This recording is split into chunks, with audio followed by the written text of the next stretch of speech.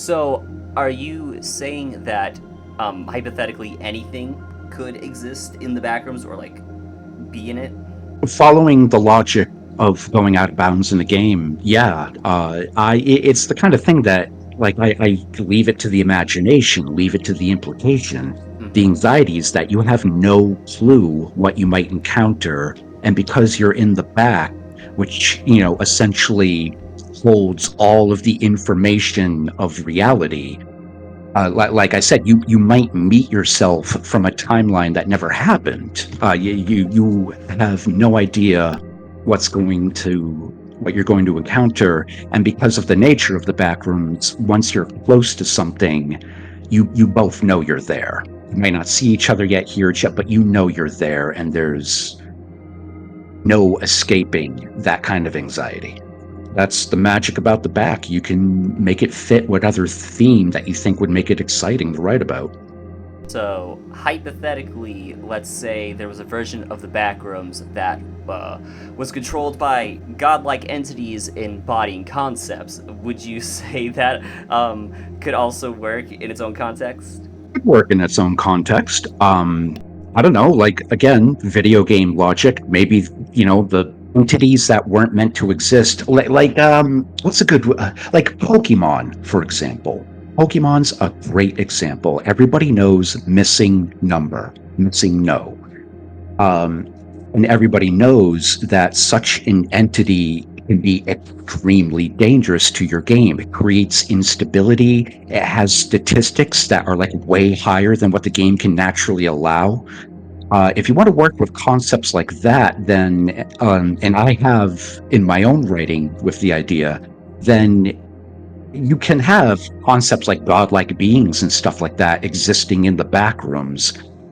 Controlling them is another thing, but that's just left to the personal interpretation of whoever's writing the setting. I'm not usually one to advertise my own work, and that's not really my intention here, but I can't help but feel curious on whether the lore that I've written for the backrooms, like how well you think it would fit.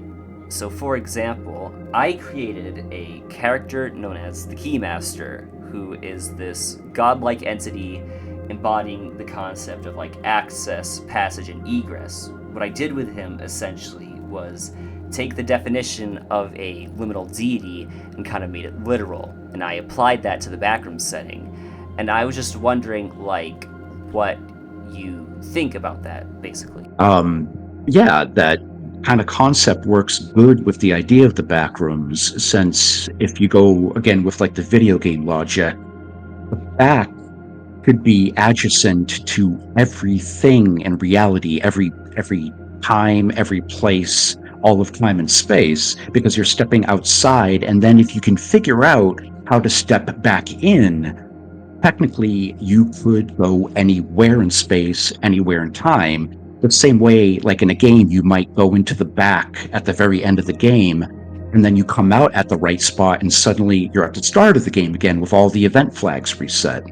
And so that can work really good with like a Yog Sothoth style, like the gate and the key style entity who learns the rules of how that works and then just expands it from there to become a gatekeeper for reality. Oh, that's awesome to know that you think it's a cool concept. That actually means a lot to me. Thank you. Yeah. Don't. I know how the internet is. Don't let people drag you down. Like there's always going to be some contention, some criticism, and people these days are really, really amped up a lot of the time, and so there's a lot of extreme reactions to some pretty minor things. Mm-hmm. And that's hard to deal with emotionally. That can be overwhelming when you're just trying to focus on what you think might be good. It can be hard to differentiate like constructive criticism from just plain somebody looking to be angry. But no, concepts like that, it works good. It's more about like take the play of the base idea and then mold it into something that you think is fun to do with the concept. It doesn't have to like match anything. It's fantastical idea of stepping out of reality and being stuck inside of a gigantic, endless bunch of office halls. It's like, roll with it. Thank you. You have no idea how much I needed to hear that. Like, that is very vindicating. It feels like a heavy burden's been lifted off of me. So thank you. Yeah, I'm really happy to do that, and I hope other people can feel that kind of burden come off of them creatively. There's no leash attached to this idea, and like the fact that Kane Pixels can like get like a movie and career out of this is amazing. But it also makes me happy that he's also able to do something like The Oldest View, and a lot of other similar works like in the analog horror sphere of things, that shows that he's like, I like this idea and I kind of want to do my own take on it. And I think that's producing a lot of really cool stuff, like that whole exploration of the mall and sequence like that's really cool. And it really appeals to that sense of alienation and urban decay that we're all going through right now, where it feels like everywhere you go, it's just becoming empty and dead.